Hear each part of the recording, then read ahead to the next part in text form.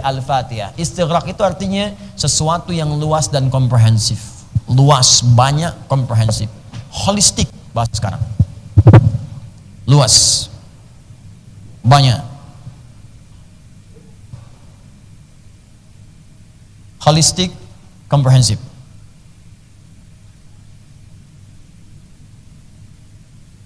Ini kalau kalimat menggunakan al-nya berfungsi istighraq, itu tandanya maknanya segala, semua, diartikan semua, segala. Ini penting nih saya terangkan dulu di awal, karena nanti saat kita baca ayat-ayat Al-Quran, al itu selalu ada, sering ditemukan maksudnya. Misal, nanti di Al-Fatihah kan ada Alhamdulillahirrabbilalamin. Itu alnya ta'rif apa istighraq? Ya, nanti kita paham di situ, nanti saya jelaskan. Kalau ta'rif berarti pujian hanya khusus bagi Allah. Kalau istighraq semua pujian hanya milik Allah, jangan ada seorang pun yang minta dipuji. Jadi kalau antum tiap hari dalam sholat, Alhamdulillahirrabbilalamin, pujian hanya milik Allah, segalanya hanya milik Allah, nggak ada yang layak dipuji termasuk saya. Tapi selesai sholat pengen dipuji, bagus nggak tadi bacaan saya? Itu artinya gagal bacaannya. Ya, ibu masya Allah, anaknya tuh luar biasa. Kemarin bagi rapot, luar biasa hafalan Qurannya 30 juz, bacaannya bagus. Semua milik Allah. Semuanya kembali kepada Allah. Hadza min fadli Rabbi. Ini semua karena Allah Subhanahu wa taala. Itulah al-istighraq. Enggak usah ditambah lagi. Semua milik Allah ya ukhti.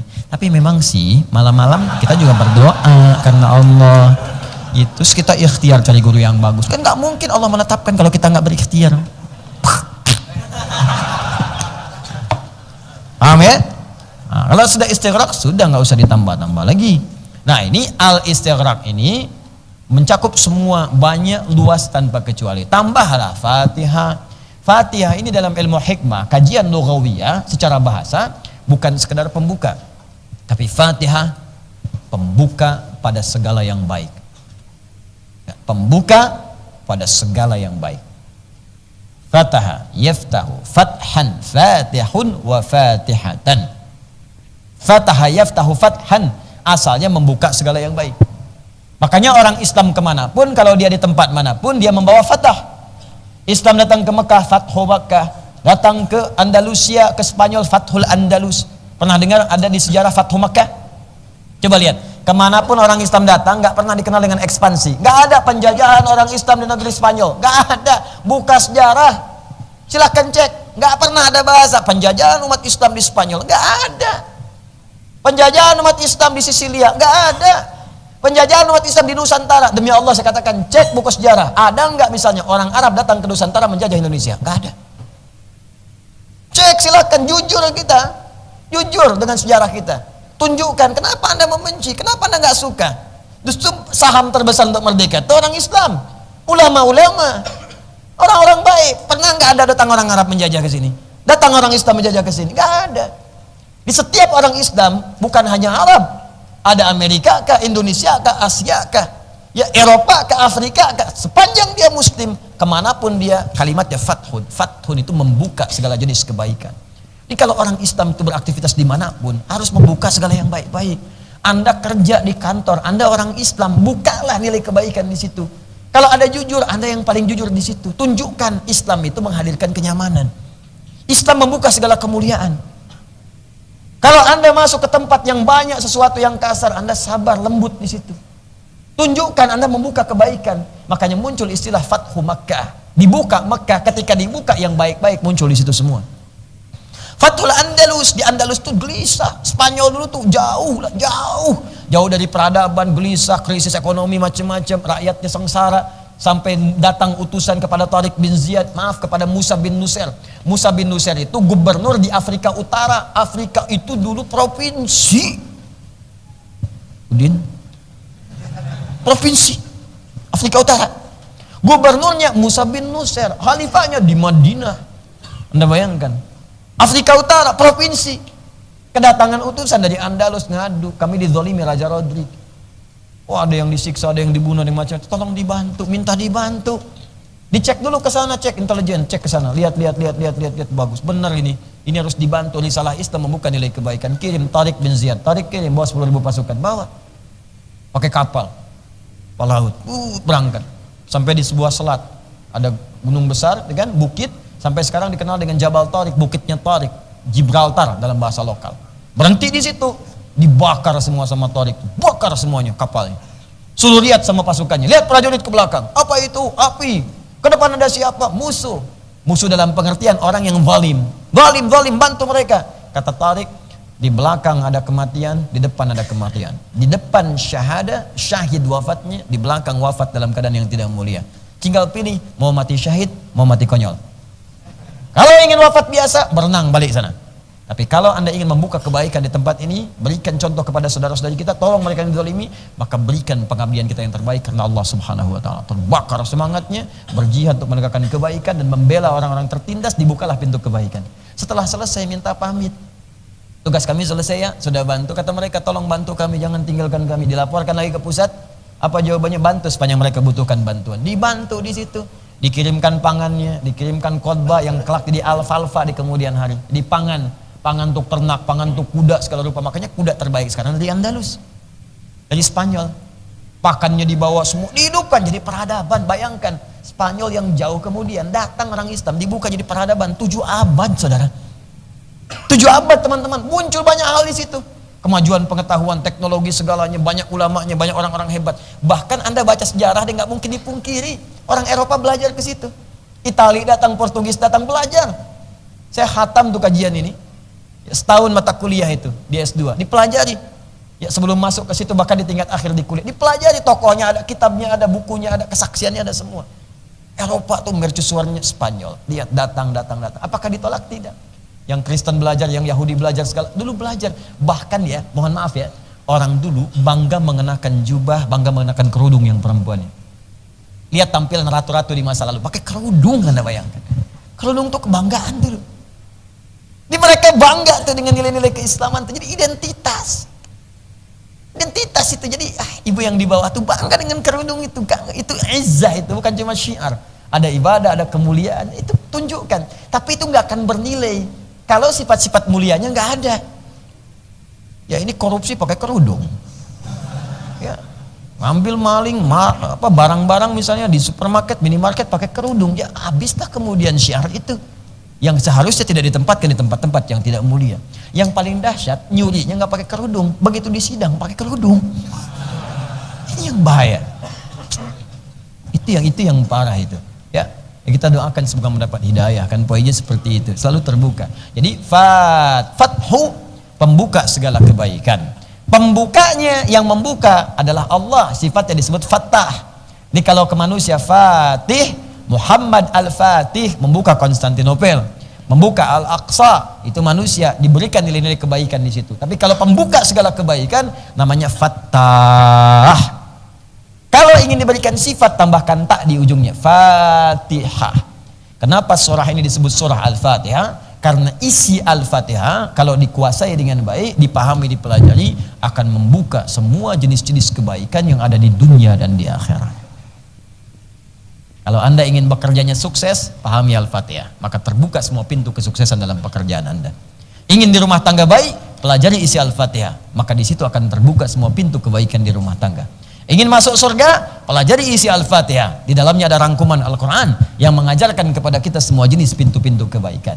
Di sini sifatnya istighraq, kemudian ditambahkan Fatihah, dicontohkanlah lewat nama-nama yang melekat kepadanya plus sifat-sifatnya.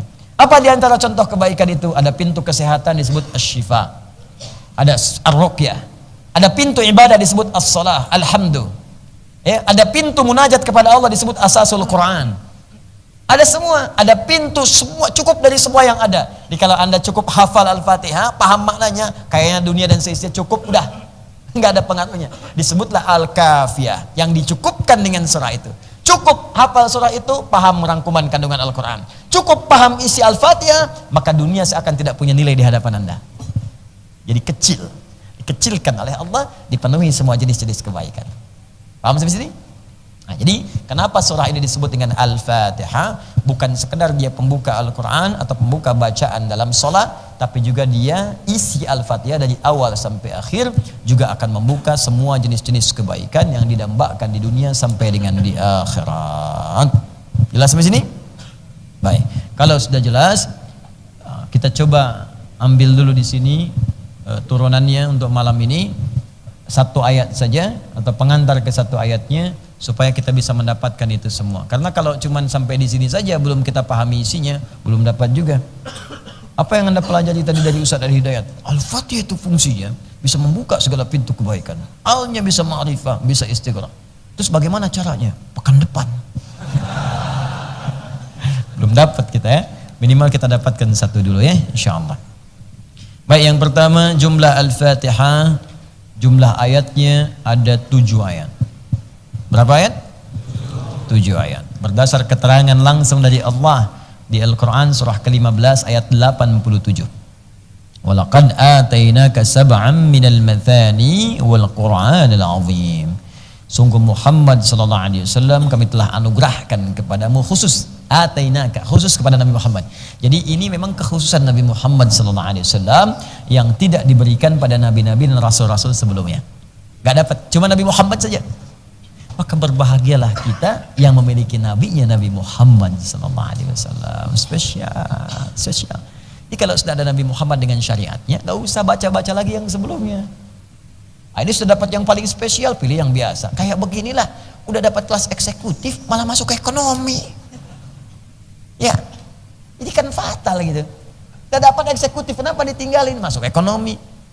Misal gitu kan, itu gambaran saja. Dan ada yang lebih parah, diberikan jalan yang baik yang benar, milih yang salah. Syariatnya Isa alaihissalam selesai. Syariatnya Musa tuntas.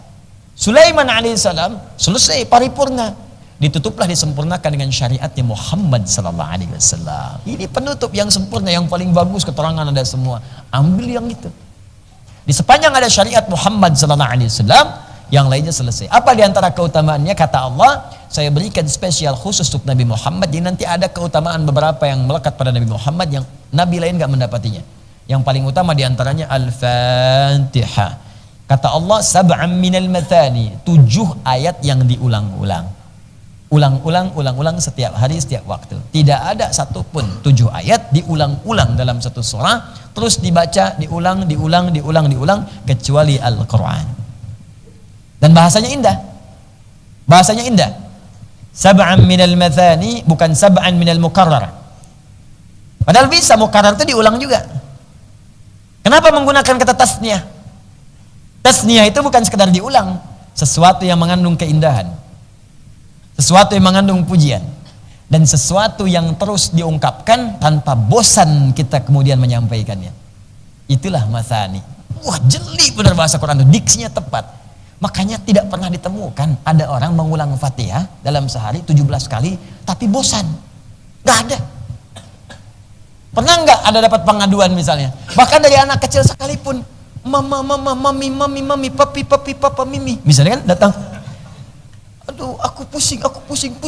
Kenapa? Baca Al-Fatihah. Tidak ada. Yang kecil tidak. Yang remaja tidak. Yang tua pun tidak. Coba Anda bayangkan, kalau orang sudah tua misalnya, sepuh taruhlah, dari mulai balignya, misal balik 10 tahun, usia sudah 70 tahun, muslim dia, berarti 60 tahun. Setiap hari baca Al-Fatihah, 365 hari, seharinya 17 kali, kalikan. 17 kali 365, ya, dikalikan kemudian 12 kali 60. Nanti besok kasih tahu saya. Udin aja susah tuh nyarinya tuh. Nggak mudah itu. Tidak mudah. Berapa kali coba bayangkan. Saya nggak usah bicara 60 tahun lah. Yang mau saya maksudkan, pernah nggak ada orang 60 tahun muslim mengeluh sakit kepala karena baca Al-Fatihah? Sehari 17 kali.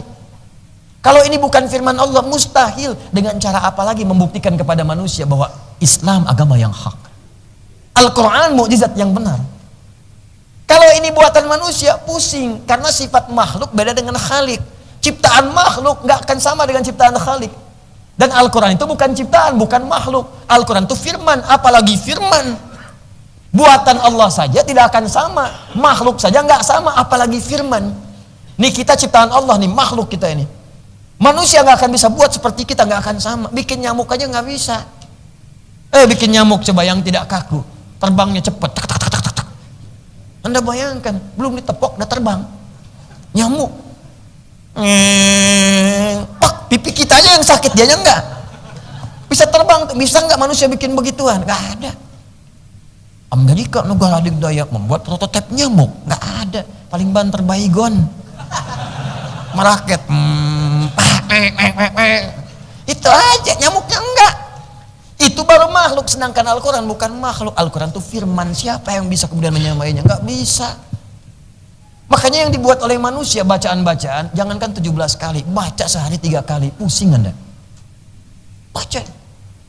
Buku paling bagus semuka bumi, baca novel. Ketika cinta bertasbih, ketika tasbihnya hilang, ketika ayat-ayat macam-macam lah, baca aja pokoknya lah. Baca. Iya. Ayat-ayat cinta, ayat-ayat putus, ayat-ayat ini, baca lah Anda. Apapun itu. Ya, mau novelnya si Fulan, novelnya ini, novel macam-macam. Enggak ada orang baca 3 kali sehari, baca lagi. Paling-paling hari kedua bosan, lempar. Kenapa? Bosan, datang saya.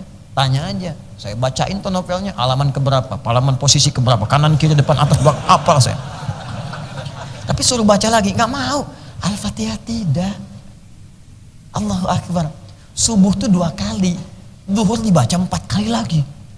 Yang lebih dahsyat, nunggu zuhur, duha dibaca lagi. Baru subuh muncul syuruk, dibaca lagi 2, tapi nggak pernah ngeluh. Coba, ini luar biasa. Al-Fatihah. Makanya Matsani dibaca diulang-ulang, tapi nggak ada orang bosan. Coba mungkin di antara Anda, bapak atau ibu di bawah ada yang dokter, pernah nggak ada yang masuk kepada Anda di poli Anda, ada keluhan pusing karena baca Al-Fatihah? Nggak ada. Ya, pusing bu dokter, kenapa? Ini saya baca Al-Fatihah 17 kali, nggak ada. Mustahil, firman Allah. Matsani. Nah, bagaimana coba kita menghadirkan keyakinan lagi? Kalau nggak yakin juga menurut saya ada yang terhalang di jiwanya itu. Kalau mau percaya gini deh, maaf ya, bandingkan dengan kitab lain deh, bawa kitab lain atau teman-teman misalnya di agama lain kita hormati, ya, hormati yang lain, jangan paksa, jangan macam-macam. Tapi coba kita ingin mengukur kebenaran risalah keislaman kita, kebenaran agama kita, bandingkan baca buku lain, kitab lain. Rasakan, ada nggak seperti nikmatnya baca Al-Fatihah itu? Baca 17 kali, ada nggak orang baca di kitab lain? Kepercayaan agamanya dibaca 17 kali. Saya buat umum aja ya, sebab kalau saya bikin khusus spesifik langsung disebutkan, abis ini tersangka saya.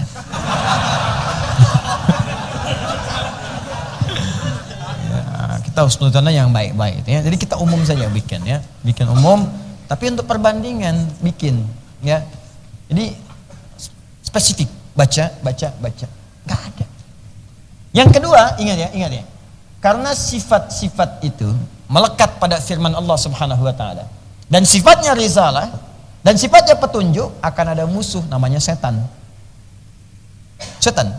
Jadi kalau kalimatnya langsung petunjuk dari Allah, setan akan bergerak. Kalau bukan dari Allah, setannya nggak gerak. Makanya Al-Fatihah itu nggak ada orang bosan baca Al-Fatihah. Baca Al-Quran nggak ada orang bosan. Tapi ketika dibaca ngantuk.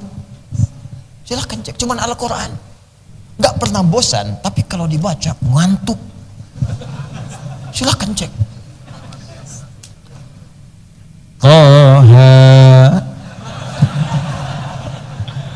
Itu baru 2 huruf tuh.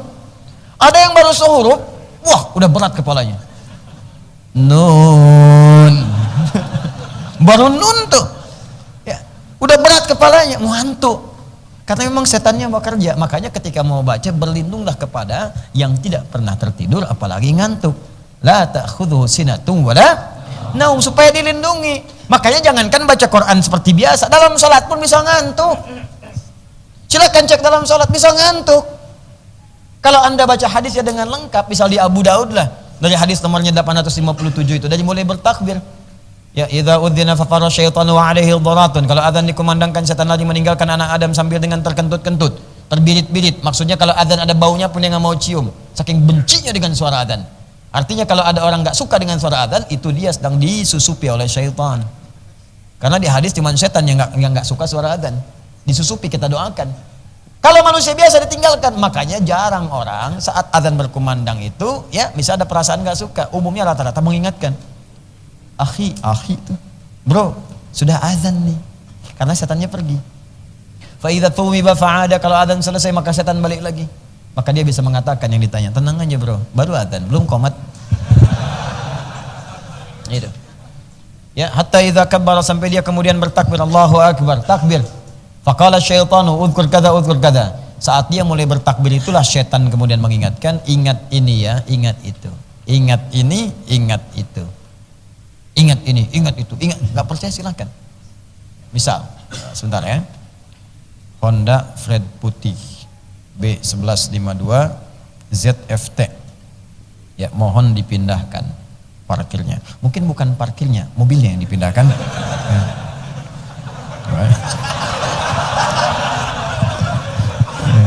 Parkir dipindahkan, orang nggak bisa parkir lagi besoknya. Ya, Honda Fred putih ya, teman-teman yang diamanahi oleh Allah.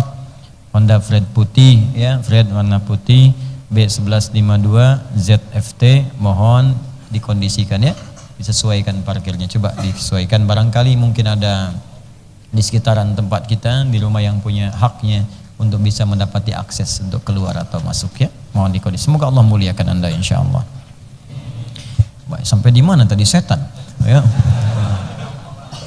Udhkur kada, ingat ini, ingat itu. Jadi baru takbir itu setan memberikan waswas, ingat ini ya, ingat itu. Makanya ini nyata nih, ini benar-benar nyata. Kalau Anda nggak percaya, sebelum sholat itu kita bisa fokus kita.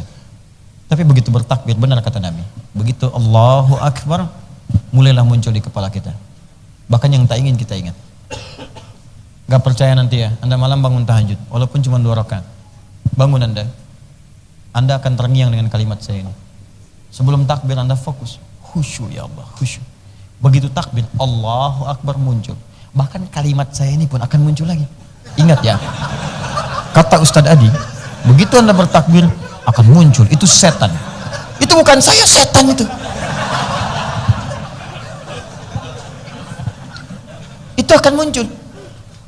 Nah, makanya sering membuatkan kepada kita itu, walaupun kita baca Al-Fatihah, kita baca. Cuman gangguan datang, ini menunjukkan bahwa itu firman Allah yang nyata.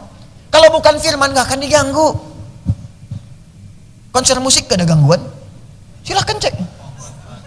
Gak tahu pokoknya apalah. Ya, yang nyanyi, yang geleng, geleng. Gak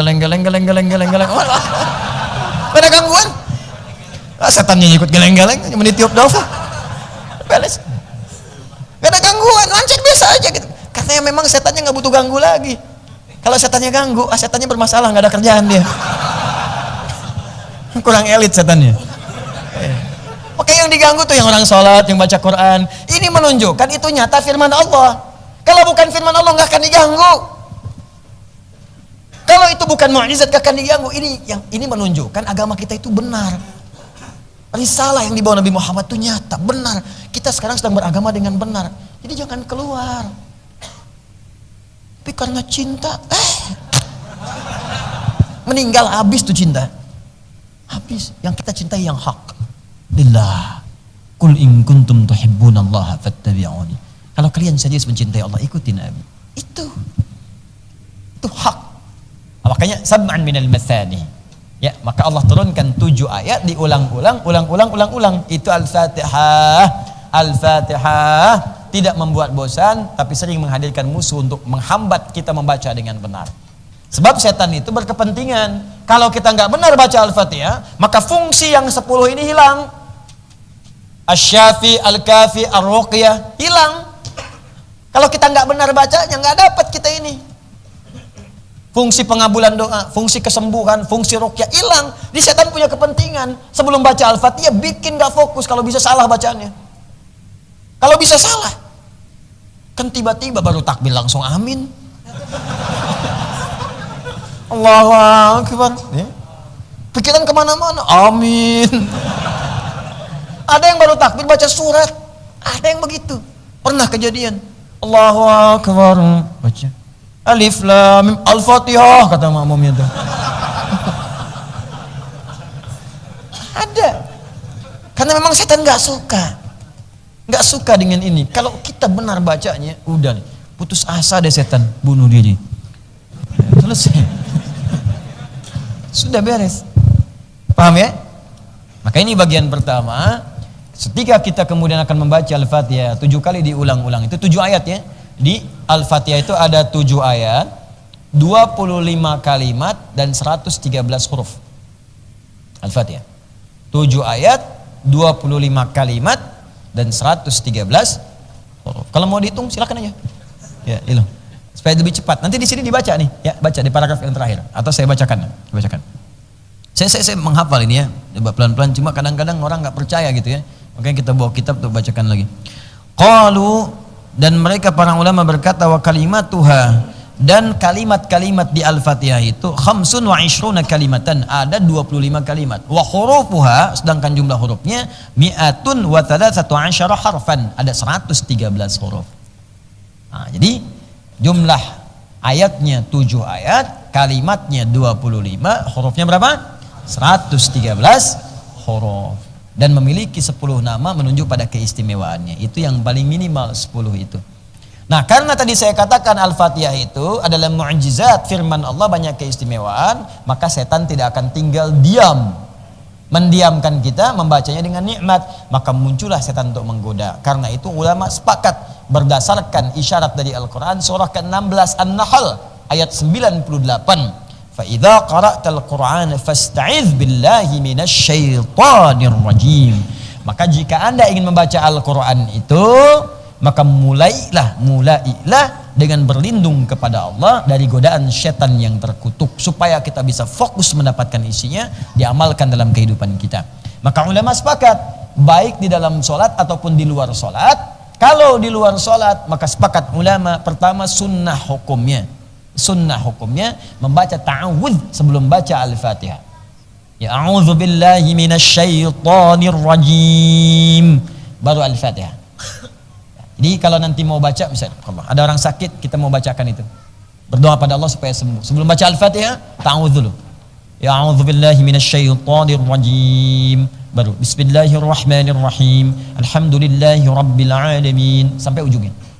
Kalau ingin meruqyah diri sendiri misalnya, saya nggak enak nih, hati gelisah, nggak enak, nggak tentram, pikiran pusing, nggak nyaman karena hal yang tidak kita ketahui, situasi normal tapi hati nggak enak, ingin meruqyah diri sendiri, bacakan Al-Fatihah. Sebelum Al-Fatihah, ta'awudz, a'udzubillahi minasyaitonir rajim, lalu mulai bacakan dengan ikhlas, dengan tenang, niatkan karena Allah. Begini caranya, kalau ingin jadi obat, minta saat baca mohon kesembuhan, bukan dibaca biasa.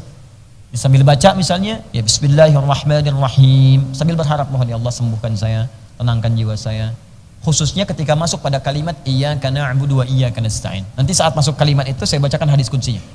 Begitu sampai ke kalimat itu berhenti sejenak. Ya, saya sarankan berhenti sejenak. Iyyaka na'budu wa iyyaka nasta'in, minta sejenak, pelan-pelan.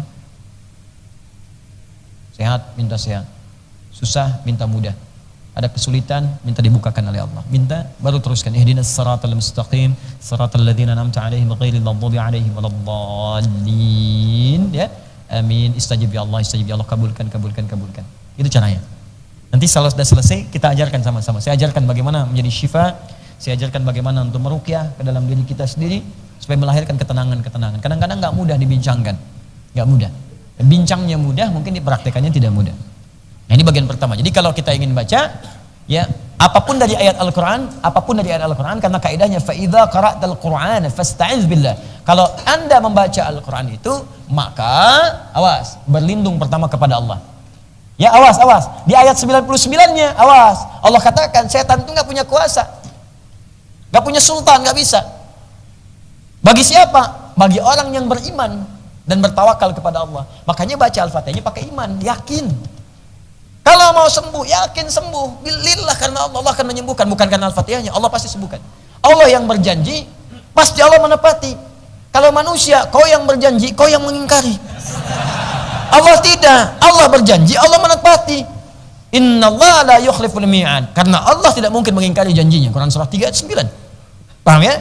Begitu dibaca, akan baca dengan iman dan tawakal pada Allah. Syaratnya di ayat 99-nya. Ya, lilladzina amanu, bagi orang beriman, wa ala rabbihim yatawakkalun, dan bertawakal kepada Allah. Tawakal lillah, Allah pasti sembuhkan. Baca. Gitu caranya. Bukan cuma dibaca. Al-Fatihah. Amin, selesai. Bacaannya dapat pahala, tapi fungsinya belum tentu. A'udzubillahi minasyaitonir rajim. Bismillahirrahmanirrahim. Alhamdulillah rabbil alamin. Minta. Yakin dengan Allah. Sembuhkan ya Allah. Sembuh. Ya. Jadi pertama, berlindung kepada Allah dulu dari godaan syaitan. Sedangkan dalam sholat sebelum membaca Al-Fatihah itu khusus di rakaat yang pertama. Maka ulama terbagi pada dua pendapat. Yang satu mewajibkannya, wajib baca. Yang kedua menghukumi sunnah baca. Sunnah baca. Iqtidaan bi Rasulillah sallallahu alaihi wasallam, mencontoh Nabi sallallahu alaihi wasallam ketika kemudian akan baca Al-Fatihah dalam salat di rakaat yang pertama membaca ta'awudz terlebih dahulu, silent bacanya. Jadi enggak dijaharkan. Enggak bisa Ustaz, ini setannya begitu kuat menggoda saya pengen jahar aja, enggak bisa. Tetap mau setannya kuat, mau lemah, bintang 3 nggak ada bintang pada setannya, tetap dibacakan sir. Ya, dia berikan was-was yang lembut, kita turunkan, habiskan was-was dengan bacaan ta'awudz. A'udzubillahi minasyaitonir rajim. Bismillahirrahmanirrahim. Ya, setelah ta'awudz. Jadi sir dulu ta'awudz, baru bacakan bismillah. Ada? Nah, jadi dalam Al-Fatihah rakaat pertama dalam salat itu jangan lupa bacakan ta'awudznya sebelum Al-Fatihahnya. Jelas ya? Baik, sebagian ulama menghukumi sunnah. Sunnah itu artinya kalau dibacakan mendapat pahala. Sebagian menghukumi wajib karena iqtidaan bi sunnatin Nabi. Nabi memberikan contoh sunnah. Ya, sedangkan Nabi itu diikuti sifatnya, maka baca ta'awudznya baru Al-Fatihahnya. Kalau wajib berarti kalau nggak dibaca batal kita salatnya. Kalau wajib. Tapi kalau sunnah tidak membatalkan, tetap sah salatnya karena rukunnya kemudian dimulai dari Al-Fatihahnya. Jelas ya? Rukun bacaan. Ya, takbiratul ihram rukun. Bacaan pertamanya setelah itu Al-Fatihah yang jadi rukun. Iftitah bukan rukun. Ya, Al-Fatihah rukun, dimulai dari basmalah. Tentu yang kuat itu tentunya yang menghukumi sunnahnya. Tapi ta'awudz pun penting dibaca untuk menghadirkan kekhusyuan dan iqtida bi qiraatin Nabi sallallahu alaihi wasallam. Ya, sebagai contoh kita untuk mengikuti bacaan Nabi sallallahu alaihi wasallam. Jelas ya? Jangan lupa bagi imam juga makmum. Ingat, bagi imam juga makmum. Sebelum baca Al-Fatihah, baca dulu ta'awudz, a'udzubillahi minasyaitonir rajim. Dan Nabi itu terbiasa mempraktekkan isi itu. Bukan cuma di salat. Jadi Nabi itu kalau datang ke setiap tempat, apalagi tempat baru, ya, itu langsung mengkhitab, mengajak bicara tempatnya. Langsung. Bukan seperti kita diajak ngobrol, bukan. Maksudnya ingin memberikan pelajaran penting kepada kita untuk berlindung kepada Allah di setiap tempat. Nabi katakan, Rabbi wa rabbikillah, ya ardun, Rabbi wa rabbikillah. Riwayatnya sahih. Hei bumi, hei tanah, hei tempat ini. Ingat ya, Tuhanku dan Tuhanmu sama adalah Allah subhanahu wa ta'ala. Maka aku berlindung kepada Allah di tempat ini dari setiap pijakan kaki orang jahat yang pernah berpijak di tempat ini. Aku berlindung dari semua keburukan yang terjadi di tempat ini. Aku berlindung dari keburukan orang-orang yang pernah berada di sini dari yang buruk-buruk. Aku berlindung kepada Allah dari segala keburukan yang pernah terjadi di tempat ini. Nah, itu boleh Anda biasakan. Jadi begitu masuk ke kantor baru, bekerja di tempat baru, berdoa dulu. Ya Allah, semua adalah Engkau yang memiliki. Rizki Engkau yang memiliki. Jiwaku pun Engkau yang punyai. Maka aku berlindung kepadamu ya Allah dari semua keburukan yang terjadi di kantor ini. Aku berlindung kepadamu ya Allah dari orang-orang buruk yang mungkin berada di kantor ini. Aku berlindung kepadamu ya Allah dari transaksi-transaksi buruk yang haram yang terjadi di tempat ini. Allah mohon jaga saya ya Rabb. Jangan biarkan ada satupun bara neraka hadir dalam jiwa saya sebelum menghadap kepadamu. Jauhkan dari keburukan yang ada di tempat ini. Maka Anda akan dijaga. Pernah nggak seperti itu saat masuk kantor? Nah, coba diperbaiki. Jadi kan setiap tempat itu sunnah loh. Masuk, mau pindah rumah ke tempat lu, doa dulu. Masuk kampus, doa dulu. Ya Allah, aku berlindung dari semua keburukan yang ada di sini. Ini nggak akan dijaili, nggak ada uang SPP diatur-atur. Ya, nggak ada kemudian uang SKS jadi nambah. Ya, awas hati-hati. Nggak akan terjadi misalnya mahasiswa masuk ke warung Darmaji, dahar 5 ngaku hiji. Ya, makannya 5, kan ngakunya 1. Dan seterusnya. Ini semuanya tuh indah. Jadi ilmunya berkah. Enak semuanya. Ini kan kelihatan sederhana kan? Berlindung itu di setiap tempat. Jenis setan tuh banyak. Yang populer 9. Setan rumah, ada setan pasar, mall. Setan jangan dikira di tempat wudhu nggak ada setan. Ada. Walhan namanya. Hati-hati namanya sama. Akhi, saya Yusuf. Kamu siapa? Walhan. Astagfirullah. Setan wudhu tuh. Itu yang bikin kita was-was. Habis wudhu tuh suka nanya, "Nih udah wudhu belum ya? Batal nggak ya?" Itu walhan namanya. Nggak pakai oh si walhan. Bukan. Walhan. Jadi begitu sudah muncul itu langsung a'udzubillahi minasyaitonirrajim. Allahumma inni a'udzubika ya Allah bi kalimatika tammah min kulli syaitanin. Ya, dari setiap godaan setan. Walhan ya Allah, jauhkan saya dari godaan setan. Terus wudu, kalau sudah yakin sudah jauhkan dari yang ragu. Banyak setan penunggu masjid ada, setan pengganggu orang sholat ada, khinzib pengganggu orang sholat, gangguin orang sholat tuh dari mulai takbir tadi yang disebutkan Nabi, khinzib tuh. Hatta la yash'urul musalli kam raka'atan yusalli, sampai orang sholat ada yang nggak sadar berapa rakaat sedang menunaikan sholatnya, ada. Nggak percaya terjadi, mungkin anda sendiri pelakunya. Ada yang kena begitu, sedang sholat nggak sadar itu berapa rakaatnya. Bayangkan subuh yang cuma 2 bisa 3, bisa 3. Begitu itu khinzib tuh. Kalau di masjid nambah, bukan cuma godain orang sholat. Yang pertama dikoda DKM masjid. Hati-hati ketua DKM tuh. DKM, sebab kalau jamaahnya digoda, hilang satu datang yang lain. Bisa jadi hilang satu tumbuh 1000, bisa jadi. Tapi kalau DKM yang digoda pecah di dalamnya, masjidnya pecah, semua orang malas datang. Ngapain ke sana? DKM-nya aja ribut, gak nyaman, gak nyaman tuh. Padahal semua tersedia dengan baik. Datang ada, snacknya ada, bukaan bagus, tempat nyaman, mau nginep juga bisa. Ya, toiletnya bagus, wudunya enak. Datang dikasih snack, ustaz datang sendiri, nerangin sendiri, nulis sendiri, ngapus sendiri. Ya, semua ada. Tapi karena yang mengelolanya itu kemudian tidak baik atau terpecah belah, orang malas sudahlah gitu. Dan tersebarlah keburukan-keburukan itu, satu bicara yang lain, gak usah datang ke situ tuh, saya jangan nyaman di situ, banyak semuanya nyebar.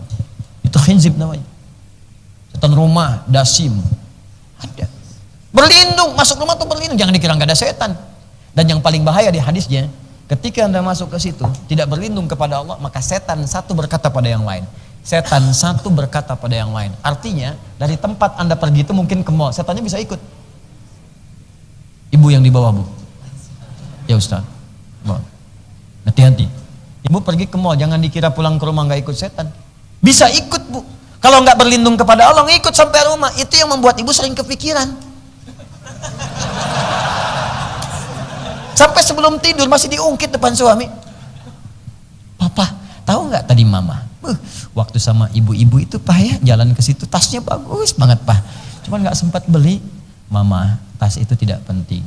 Yang penting apa yang mama miliki sekarang bisa membawa kita ke surga. Catat. Iya pak ya. Betul, mama salah pak. Ya mudah-mudahan tas ini pun walau sudah 10 tahun bisa membawa kita ke surga ya pak. Iya mah. Tapi pak, yang tadi itu memang bagus banget deh pak. Ada lagi. Itu setan mal ikut ke rumah. Terus duet lagi sama dasim setan rumah. Apa tugasnya dasim setan rumah? Memecah belah kehidupan rumah tangga. Quran surah 2 ayat 102. Yufarniquna bihi bainal mar'i wa zawji. Memecah belah suami istri. Gara-gara tas di mall bisa pecah tuh hubungan. Gak saling sapa semalaman. Anda bayangkan. Mama ini gimana sih? Dari tadi kan papa bilang yang penting ke surga. Papa gimana sih? Oh, rame. Sampai subuh tuh. Anda bayangkan. Maka berlindung kepada Allah. Ada caranya masing-masing, ada caranya. Kalau setan rumah, salam. Assalamualaikum. Biasakan ya masuk rumah, masuk kamar tuh. Ya kalau kamar-kamar banyak, biasakan masuk. Assalamualaikum. Assalamualaikum warahmatullahi. Buka aja. Rapikan. Kasih murattal biar teduh. Si murattal. Kalau bisa sekarang desain rumahnya, ada sound misalnya, sound yang intinya. Terus kemudian cabangkan itu ya ke setiap ruangan-ruangan. Di atasnya ada speaker itu indah tuh. Kalau nggak percaya silahkan Anda coba. Nanti akan ada perubahan. Enak. Jadi tenang, masuk ruangan manapun ada tenang. Ya, kalau belum ada speaker itu, beli aja speaker aktif simpan di setiap ruangan. Jadi begitu Anda masuk, dia muternya 24 jam. 24 jam. Itu rasanya indah ke jiwa. Saya tuh pernah pulang tuh, dakwah malam-malam. Tengah malam saya pulang. Begitu saya masuk, hari itu saya belum baca Quran. Terus masuk ke situ, speaker itu berputar. Pas masuk ke satu surat. Saya diam sejenak, saya teteskan air mata tuh. Saya tunjuk. Saya lihat istri saya, anak saya sudah tidur. Saya bayangkan, saya bisa ikut kalian gak ke surga gitu kan. Khawatir kita itu kumpul di dunia tapi di akhirat terpisah. Pertama saya tunjuk speaker ini. Kamu dihisab juga enggak.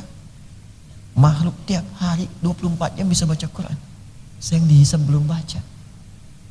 Bil wudu kita, bil mushaf baca. Sholat kita baca. Nikmat. Sampai menjelang subuh kita istighfar. Ingat dosa. Kamu speaker nggak dihisab, bisa baca. Saya yang dihisap kenapa nggak baca? Jadi ada suasana itu gitu di malam hari itu. Ada ketenangan dalam jiwa kita. Sesekali iseng antum matiin. Ada yang gelisah dalam jiwa.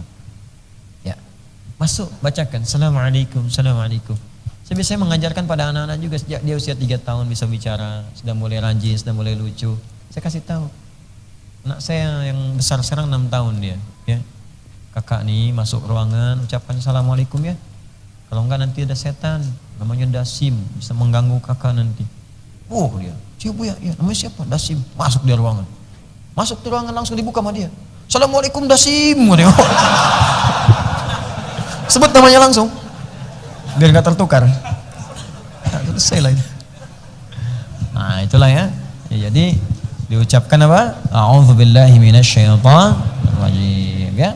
Saat berjumpa dengan istri, ta'awudz, minta perlindungan, ada doanya ya. Ajak anak ke ruangan, baca ta'awudz dan seterusnya. Berlindung. Masuk ke mall berlindung kepada Allah dari setan-setan yang mungkin bisa menggoda, mengarahkan pada yang buruk. Kan kita nggak tahu mana yang kelihatannya madu padahal ada racunnya, mana yang kelihatannya haram ini kan dibungkus dengan yang halal, mana yang kelihatannya halal betul tapi ternyata dari hasil pekerjaan yang haram. Orang haram dia punya pekerjaan besar, hartanya banyak, bikin mall tapi hasilnya curian, haram kan? Kalau anda nggak berlindung anda nggak akan tahu masuk tempat itu halal apa haram. Masuk ke mall, ternyata itu hasil gusuran fakir miskin. Tanahnya digusur, bikin mall di situ. Banyak fakir miskin menangis karena terambil haknya di situ. Kalau anda benar-benar peka, berlindung pada Allah. Begitu berlindung, hati anda akan digerakkan. Jangan masuk yang ini, yang sana saja. Masuknya nggak enak, tiba-tiba pindah. Atau dibikin kejadian. Begitu masuk penuh, anda pindah. Begitu masuk barang yang dicari nggak ada. Padahal kemarin ada, tiba-tiba nggak ada. Bisa jadi begitu. Allah arahkan pada yang baik. Itu nggak kasat mata gitu John ya. Kalau kasat mata kelihatan, tapi kalau nggak nampak susah. Ini kelihatannya sederhana teman-teman, tapi keberkahannya tinggi sekali. Nanti antum akan rasakan lah kalau sudah menikmati ayat-ayat itu. Jadi kalau Al-Qurannya sudah ada di dalam jiwa kita, Quran hadir dalam jiwa kita, itu kenikmatannya nggak bisa diganti dengan apapun. Nikmat. Nah setelah berlindung itu, masuklah ke dalam setiap huruf tadi 113 huruf, satu persatu kita kaji. Kenapa pakai ba? Kenapa pakai ismun? Kenapa menggunakan Allah? Kenapa Rahman? Kenapa Rahim? Kenapa ada alif lamnya? Apa maksudnya? Anda baru bisa Bismillahirrahmanirrahim 19 huruf. Demi Allah saya katakan akan terjadi perubahan dalam kehidupan Anda. Sekarang pertanyaannya, di huruf pertama dalam kalimat Bismillahirrahmanirrahim, apakah makna dibalik ayat pertama ini? Khususnya huruf ba yang terletak pada kalimat Bismillahirrahmanirrahim. Itulah yang akan kita bahas di pertemuan berikutnya di pekan depan ya insyaallah. Nah, itu isinya nanti pekan depan kita bahas. Minimal kita sudah dapatkan dulu, jangan banyak-banyak, kita praktekkan dulu. Mau wudu ta'awudz dulu. Mau salat ta'awudz. A'udzubillahi minasyaitonirrajim. Kadang-kadang ada yang baca Al-Falaq An-Nas, boleh enggak apa-apa. Ya. Masuk rumah ta'awudz dulu. Baik. Saya hendak umumkan beberapa maklumat pengumuman. Yang pertama, insya Allah ta'lim kita hari Sabtu dan Ahad nanti akan berlangsung di Bandung. Ya teman-teman yang ada di Bandung atau pemirsa dimanapun anda berada yang berada dekat di Bandung insya Allah. Dan ini kajiannya akan langsung praktikal. Saya nanti akan mulai mempraktikkan Al-Quran, terus mengkaji maknanya. Jadi mudah-mudahan sebelum saya wafat mungkin ada ayat-ayat Quran yang bisa kita tuntaskan. Jadi nanti ada kajian di beberapa tempat tuh kajian ayat-ayat Quran. Yang kedua saya mau sampaikan insya Allah utusan dari Sudan itu pekan depan akan datang. Ya, 2 orang dari parlemen Sudan langsung dan membawa kabar baik yang sudah terdaftar dipilih untuk berangkat ke Sudan. Ada 25 orang. Kita akan berangkatkan 2 pekan setelah Idul Adha insyaallah. 2 pekan setelah Idul Adha, di mereka mengambil berkas dan ditunggu di sana. Berita baiknya yang kedua, dari mereka itu akan memberikan tambahan beasiswa 15 khusus tapi untuk penghafal Quran saja. Ya, penghafal Quran. Kita bikin MOU di sana. Ya, kita akan bikin MOU. Dan insya Allah akan dibuat di sini cabang dari kampus Sudan khusus untuk penghafal Quran. Ya, di sini, ya.